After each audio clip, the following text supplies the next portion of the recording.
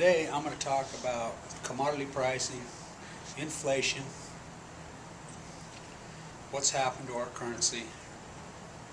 It has gotten weak, and interest rates. Let's talk about this. Alan Greenspan, who's been head of the Fed was ahead of the Fed for a long time. I believe he was appointed clear back. I'm not sure if it was Reagan or Bush one. But anyway, he was an Ayn Rander. If you ever read Ayn Rand, of course she was born in Russia during Lenin's regime. I think you would count her against communism. So she was a pure marketplace. You've read her, you know. If he studied her in college, so he was all about free marketplace. In theory, he said he was, which was total bullshit because he wasn't. He said he was. It was bullshit. Okay. Sometime along in the 90s, he started falsely stimulating the interest rate level. Now, Volcker was the Fed chair before him, under the Carter administration, under the Reagan administration, early days. We had inflationary times in the 70s. Volcker says, I'm putting a stop to this. I don't care. He raised the interest rate. He raised the interest. He says, the Americans taking classical medicine. They're going to take classical medicine. We're stopping this. The interest rate got as high as 17, 18% in this country. The Fed's fund rate was double digits for a long time. You know, I was a young contractor in those days. It was ugly in the early 80s. Of course, it's ugly now. But it worked. Yeah, we went through hard times, but it worked. I truly believe that was a lot of the prosperity that happened in the 90s was based on those theories of his. Yeah, we took our classical medicine. Well, now we got a bunch of spoiled, rotten, fat-ass, lazy baby boomers. They're not going to take no classical medicine. If you even raise the interest rate a few points, whatever powers be are getting thrown out of office. And if you think the President of the United States or Congress sets interest rates, you're a dumbass. They don't set interest rates. The Fed sets interest rates. The bond market supposedly naturally floats it. But we falsely stimulate it low. We've been falsely stimulating this thing low for well over a decade now. We don't let it float where it wants. Well, what happens when we have a falsely stimulated low interest rate? Currency erosion. Our money becomes worth less. Okay, during the last decade, let's talk about what happened to currency in America. What happens? Falsely stimulated lowest rate, inflation, right? Well, you look at the PPI and the CPI, and you study it for the last 10 years, and you're like, oh, it wasn't that bad. Oh, really? Oh, really? It wasn't that bad. Let's see. Home prices doubled, tripled. Wheat, corn, sugar, all commodity prices across the board.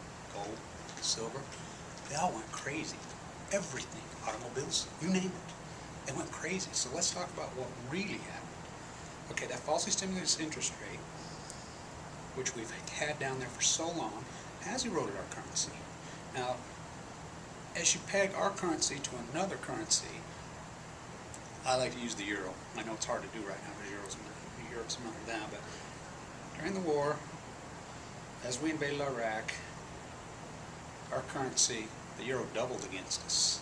We went from, you know, having 70, 80 cents against the euro to we went as high as $1.60. Now we're back down to what? $1.22, 23 today. And in the long run, that is very healthy for Americans. Yeah, our goods, you know, we can't export them, but what do we export in this country? We don't make anything here.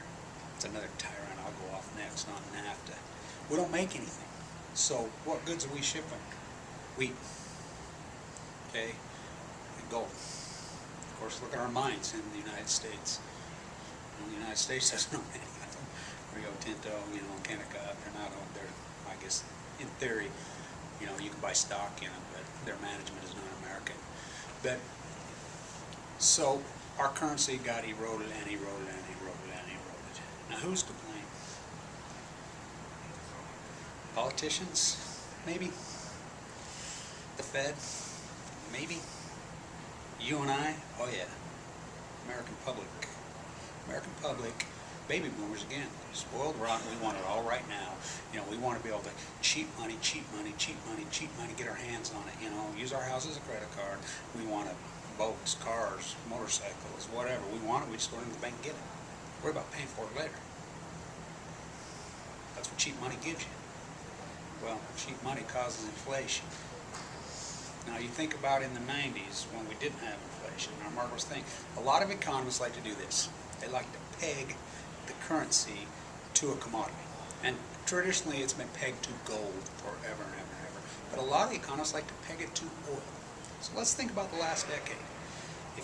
Do you know what oil was a barrel in the late 90s? $10 a barrel. That's right, $10 a barrel. You know what gold was? $225 an ounce. Okay, so last decade, we went to $1,200 an ounce in gold. We went to, at one time, $150, $60 a barrel. You know, we're 70. So, I mean, how wealthy were we in the late 90s? Pretty damn wealthy. How poor did we get as far as our money goes over the last decade? Pretty damn poor.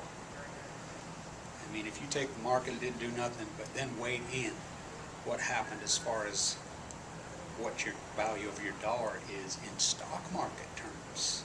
I've done the math on it. We'll get into this again. It's complex, but I'll show you. I can show you how the $19.99 in the stock market became worth 18 cents. And I can show you how. And that's a fact. That's a fact. That's what it became. You know, we'll get into that next.